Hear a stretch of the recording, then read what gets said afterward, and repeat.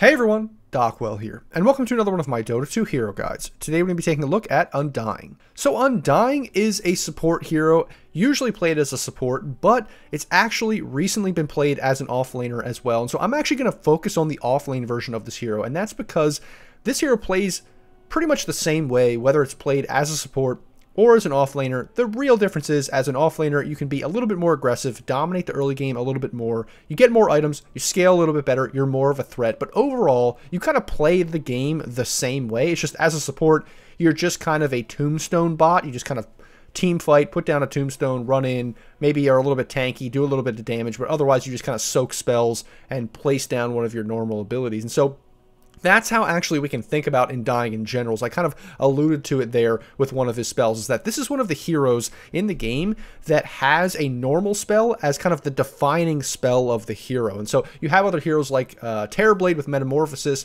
maybe you could say Axe with Berserker's Call, and you would have Undying with Tombstone as the normal ability is kind of the main ability, where a lot of other heroes, you know, Enigma with his Black Hole, Tide with Ravage, a lot of other heroes are defined by their ultimates. That's not really Undying. And so as, you know, that kind of hero, what you do is you just kind of run in, you place down your Tombstone, and that secures a huge area in the fight because it gives vision, it slows, it's like kind of like a little totem on the ground that the enemy has to focus. So that's how you fight. You don't really initiate. You don't really, I mean, you can buy Blink Dagger if you're an offlaner, but you don't really initiate. You don't have any stuns. You just have a lot of team fight control. You have damage, you have harass, you have sustainability. You're very, very tanky.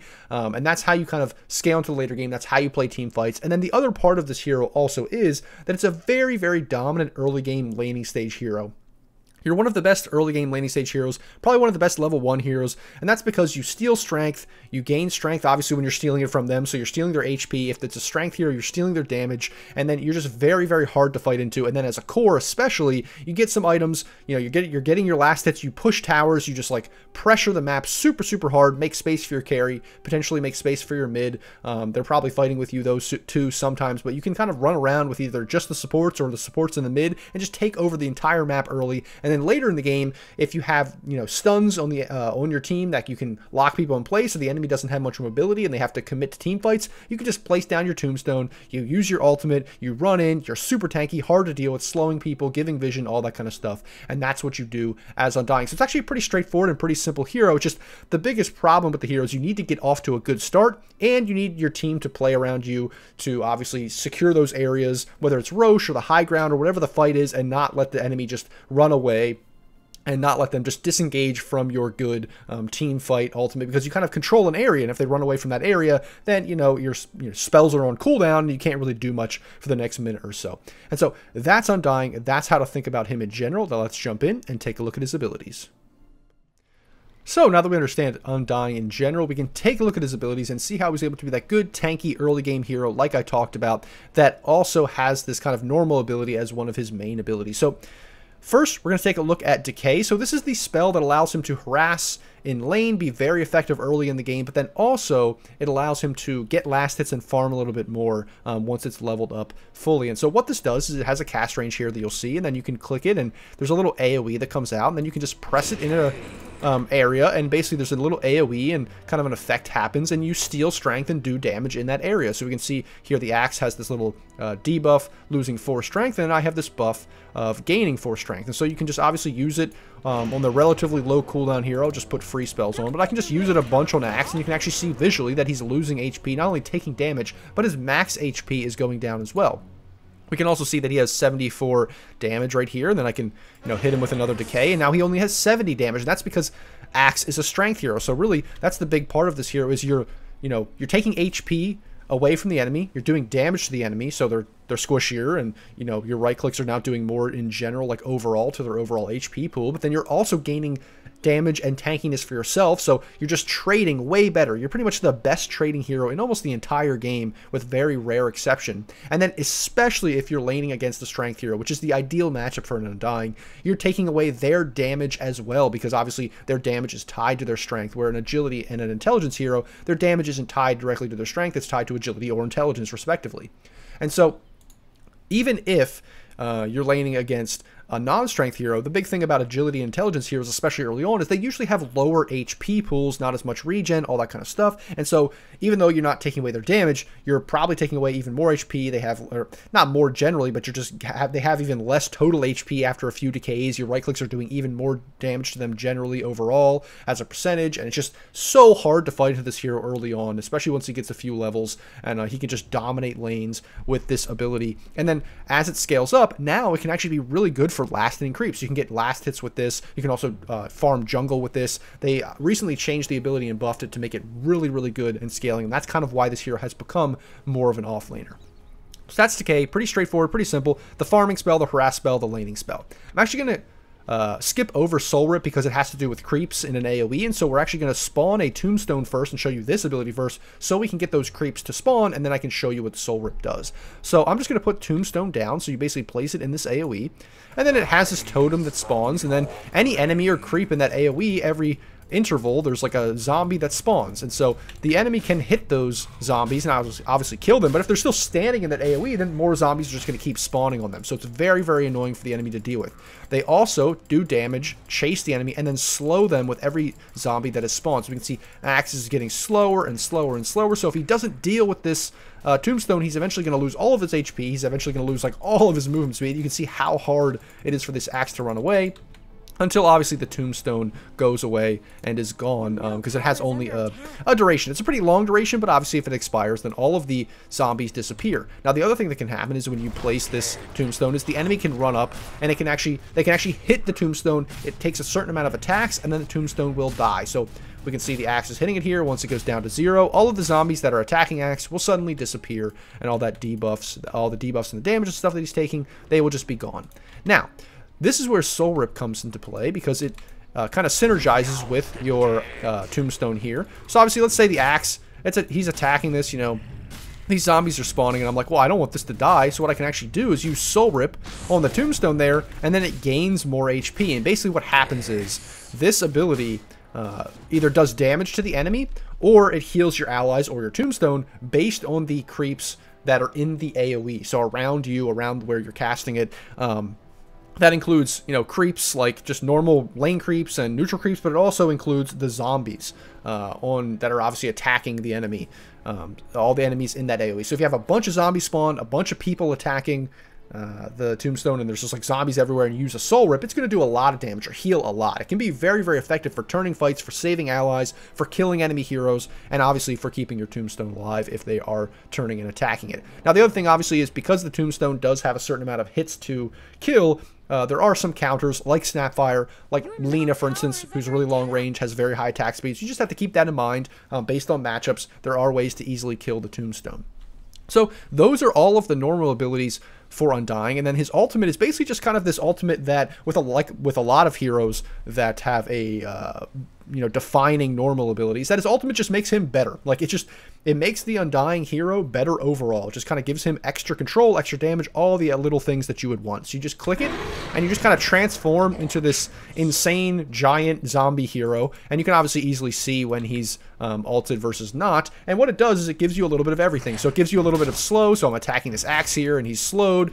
It also gives me damage amp for my decay. It also gives me extra move speed. It also makes me tankier in general based on the strength I've stolen. So it just gives me a little bit of everything. More slow, more damage, more strength, more tankiness overall. It's just everything that you want from this hero. So once you pop this ultimate, you lay down your Tombstone, you run in, you use a Soul Rip, you use a Decay. It's very, very hard to fight into this hero, especially once he has some items if he's playing from the off lane. And so that's pretty much that's Undying. I mean, those are the abilities. I'm not really going to talk about the Ags or the Shard. They're very good, obviously, but it's not like game-changing. It doesn't give you any new ability or anything like that right now. It just enhances your abilities overall. And then same thing with like the talents. That's kind of what the talents do. I will just briefly mention the reason why I'm talking about the talents is because at level 25, you actually get like a free Wraith King ult, which is pretty crazy. And then you also get a Tombstone on death at level 20, which is kind of insane. Maybe they'll change those into the future, but obviously it doesn't do anything super new. It just kind of enhances your ability to be tanky, to be annoying and fight. fights. It's like you're hard to kill, and now you just respawn at level 25. It's just absolutely insane once you get high levels on this hero, which is why this hero can now play offlane. You do a lot of damage, and you do all the normal things that Undying does, but now you can like get those levels and those items and things like that. So that is Undying. That's how to play. That's what he does in general. Those are his abilities, and now let's jump into a game and see how he's played. So now we're jumping into a replay here of Undying being played by DM in the off lane. And I usually don't show you the rune fight before the game starts, but I just wanted to show you this because Undying is probably one of the best early game heroes, one of the best rune fight heroes. Obviously, he doesn't have a stun, but if you can pair him up with any heroes, supports, mids, whatever, that have stuns, you definitely want to get aggressive at the rune. So obviously we see there's a Marcy with a stun, an initiation-like ability. We have a Lion with a stun. Unfortunately, they don't get the kill there on the Bloodseeker, but then they're able to just chase down this this Dazzle, and we can see how much damage he's doing. You have a relatively low cooldown spell here in the Decay. It just gives you, like I said before, more damage, takes their HP, does a lot of damage to them. It's just overall really good, and you're very, very hard to fight into early. Now, obviously, you don't want to just run into 4 heroes like 2v4 or 1v4. You're not that great yet. You're still a very good level 1 hero, but you're not insanely tanky yet. But yeah, you do generally want to fight the runes if you can coordinate with your team. So I'll just speed it up here as we enter into the laning phase, because the lane's just going to start right now. And just in general, I'm going to talk about how to lane with this hero. So obviously you're going to go Decay level 1 for the rune, but just in general because it's better overall. You're going to be able to harass the enemy. You kind of just want to spam this ability to get more damage. Hopefully you're laning against like a lifestealer or some kind of other strength hero. But even if you're not, you're obviously taking their HP. You're able to trade a lot better level 1. But you don't want to go too crazy. You don't want to use all your mana. You don't want to, like, you know, lose all your HP or anything like that, because you're still not super tanky. Obviously, you're going to be tankier with the decays that you're getting, but it's really the level 2 timing that you're playing for to get ultra aggressive with this hero, because once you get your Tombstone and you have your level 1 decay, that's when you can really start fighting the enemy and really are hard to deal with, because if the enemy ever starts getting aggressive or ever gets out of position, you can just pop this Tombstone, run them down. Obviously, he has a Lion stun to help with that, so you can see the Dazzle gets into the trees, out of position, he pops the Tombstone. They do focus it, and the Dazzle does end up getting the kill on the Lion, but he's able to get the Bloodseeker down to like 1/4 HP. He kills the Dazzle, and this is kind of just starts the snowball of the lane. He got a kill. He's getting decent lasts. Obviously, the Bloodseeker is laning pretty well for now, but once you get that level 2 timing, you can be aggressive, or, you know, if the lane's pretty far back, you can be defensive, make sure you or your ally doesn't die, and then from here on out in the laning stage, it's kind of just a game of, you know, making sure you can dominate the lane whenever the opportunities present itself, but really it's about getting a couple items, getting your mana boots, getting some levels, and then that's really when the pressure can start mounting against the enemy, because in this kind of mid portion of the game, unless someone's out of position, you're not going to be able to just like chase them down. But then once you start getting, you know, level 4, level 5, level 6, your mana boots, etc., and you can just kind of start spamming them and doing damage, that's when you really start putting pressure on the tower, putting pressure on the enemy, and start kicking the carry out of lane. So now I only fast forwarded a couple minutes, but we can see it's already 5.5 minutes. The catapult's coming. He's level 4 only. He's close to level 5. You can see how aggressive he's being. He puts down the Tombstone, chasing after the Bloodseeker, gets a kill there on the Dazzle, and you can see this is the strength of the hero. Once you get to this level 4, level 5 timing, you can just start diving the tower, putting a lot of pressure on the enemy. He has his mana boots. He's able to spam his spells. The Bloodseeker comes back to the lane. He's level 6. The Bloodseeker's level 4. And he's able to just pop his ultimate and run at them. Now, obviously, it doesn't end up working out to get the kill on the Bloodseeker, but the Dazzle's there to try to save him, and the Dazzle ends up going down. So this is kind of the snowball effect. You saw that the Lifestealer, or the Bloodseeker, had good last hits in the first couple minutes, sure, but now it's 7 minutes, he has 22 last hits, he's booted out of lane. It's going to be really hard for him to return to this lane, and so this is how you want to be playing Undying. Right at, you know, that 5, 6, 7 minute mark, putting a ton of pressure on the enemy, potentially diving tower, trying to get this tower early as fast as possible, because this is really when your hero starts ramping up, starts being hard to deal with overall. It's really going to be hard to bring any amount of heroes here to deal with this Undying. And actually, I'm going to speed it up here because I just want to show you this kind of what I'm talking about here. We'll see it, I think, in a second. Yeah, so the Tinker's going to TP because it's like, okay, we don't want to lose this tower if we don't have to. So the Tinker comes down here. There's already the Dazzle, the Bloodseeker. They do get the deny. For some reason, the Tinker cancels the TP. They bring 4 heroes here, and then look what happens. He gets the kill on the Tinker, gets a kill here on the Dazzle as well. He doesn't even have mana, otherwise he'd probably be killing everyone. And the only reason that the Bloodseeker gets out is because he has high movement speed, because other people, like the AM, has half health, so he has high movement speed. And he has low health too. And then you saw the Nyx like kind of come in, try to like stun him for 1 second. He just runs away. He's like, I can't deal with this guy. And that's exactly what you want to be doing as Undying. You can see 4 heroes in his lane, and they just can't do anything. And obviously that's not going to happen every single game. But you definitely want to try to put a lot of pressure on the enemy, because if you're not doing that as Undying, you're kind of just like wasting the strength of the hero. You don't want to feed, obviously. You don't want to, you know, it's all about walking that fine line of pushing your limits, being aggressive and not feeding. But really, this is one of the strongest heroes in the early portion of the game. So if you're not doing that, you're really not playing the hero correctly. So actually, I'm not even going to fast forward. I'm not even going to fast forward really to any other time in the game. Also, I had my voice cracked there. Didn't realize that. I don't know why. Hitting puberty, I guess. But I'm not going to fast forward, because right here, this is the next thing I want to show you, is transitioning into the mid game. Is just running at towers. We can see he pushed bottom, he put pressure on the bottom, and then he just ran at mid. He said, okay, I'm tanky, I've got my ultimate up, I've got decent mana, I've got my tombstone up, I'm just running at mid. Now they brought every single hero mid to try to deal with him, and unfortunately it didn't work out like the best, because they do have a Timbersaw, counters his hero pretty hard. They dove pretty aggressively, so it didn't work out great, but they did get a few kills. It was a good trade. The enemy had to bring everyone there, and it just barely worked out, and it was kind of an even trade overall. But this is how you want to be playing this hero into the mid-game portion once you exit that laning stage. Putting pressure on your tower, getting your tower early, putting pressure on the tier 2, and then just running at these tier 1 towers, like tier 1 mid, etc. Just running at the enemy, because for the first 15-20 minutes of the game, it's almost impossible for them to deal with you, unless they have very specific heroes that are really, really good against you. So now I skipped ahead to about 20 minutes, because for the past, 10 minutes or so, he's just basically been doing what I showed you, like running at towers, running at the enemy, fighting. But the other thing you're going to be doing is obviously, now that especially that he has Blink Dagger, BKB, he's very strong. He just jumps in here, and he's able to get pickoffs pretty easily. So he jumps in, he pops his ultimate, and they end up getting a kill on the Timbersaw with the combination of Marcy. But the one thing I wanted you to notice, and this is very, very important, especially early game, but throughout most of the game, is that he didn't pop his tombstone until he saw the enemy commit. So we can see that, he jumps in, they get the kill on the Timbersaw. A lot of players would probably just instantly pop the tombstone. They want the zombies, they want the extra damage, they want the slow after the timber chain, but he doesn't do that.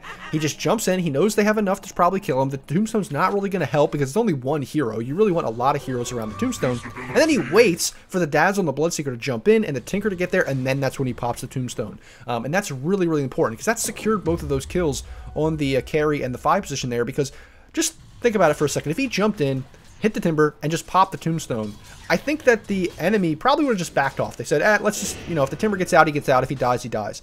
But because he didn't pop the tombstone, maybe they thought they didn't have it, maybe just used it to farm ancients or something, like an ancient stack, whatever it was. They just decided to commit. Is a big mistake, because then he turns with the tombstone. So that's really important, especially in the mid game, but even later, before they're before you have these big 5-on-5 team fights, when you're doing pickoffs, when you're getting pickoffs, it's like more scrappy fights. You need to really understand when to use Tombstone and when not to. And really the key is once the enemy commits, because you don't want to allow them to just run away, because then that means you obviously wasted your Tombstone, then there's a big cooldown, and now they can disengage or re-engage knowing you don't have that spell.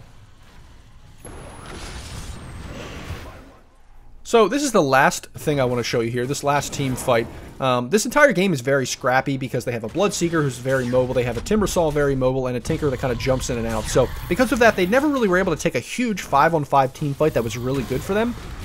So, I mean, they do win the game, but it's very, scrappy in that way, like I was talking about. But I wanted to show you this because this is very important. So later in the game, this is exactly what you want to do, right there.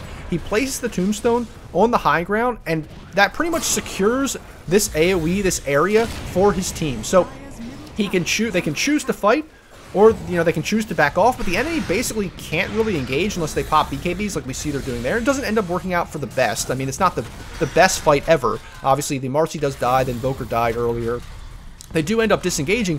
That's largely due to the Tombstone, because the enemy can't just full-on commit, because they know if they full-on commit with all their heroes, they're probably going to get killed by this Undying. The Tombstone just wreaking havoc in the fight, so it's kind of a defensive one in that way. But if the if the fight was good, if it was on the high ground, if it was aggressive and they got a lot of stuns and it started off well, then it'd be a great tombstone as well, because the enemy just wouldn't be able to click it or deal with that. And that's exactly what you want to be doing as Undying in the later game team fights. It's all about tombstone placement and making sure you're securing an area after the enemy has committed, or where you know the fight is going to happen. Because kind of like I said before in that last clip, obviously that's more of a pick-off. So it's like, don't use your tombstone immediately, because then they know you don't have it, or they're not going to commit into you when you already used your tombstone. But then the same thing is true in the later portion of the game. It's just in 5v5 team fights, you want to put your tombstone at the correct spot, in the high ground, on the cliff, somewhere where it's very hard for the enemy to deal with it, but also it's hard for them to fight into it, because if they don't deal with it, it's just going to be wreaking havoc in the fight. So that's the perfect example of how to use his abilities in the later game portion in these big team fights. And that's pretty much how you play Undying. Really, it's not that hard. It's just all about like kind of tombstone placement, understanding how and when to use your spells, and then being able to coordinate around your team so that you can snowball, so you can pressure the map and be effective into the late game. Because if you do scale and you get your items, you are extremely hard to deal with, as we can see here. So that is my Undying guide, guys. I hope that helps you. Hope that is really helpful for you guys. And I think the last thing I will say before I end the video is, as a support, you're kind of playing the same way. You're just not going to have as much damage or initiation or slow. You're kind of going to do the same thing with Tombstone. It's just that you're not going to have all these other items to be a super threat in the game. So you're still going to be tanky. You're still going to run in, but you're just not going to be as like threatening by yourself, like right-clicking people and stuff like that. So that's Undying. I hope that guide helps everybody. If you like this video, like, comment, subscribe, all of those kinds of things. As always, if you want to see more videos like this into the future and you want to consider supporting me, go to my Patreon linked below. I also offer coaching there as well. So as always, guys, thanks for watching, and I'll see you in the next video.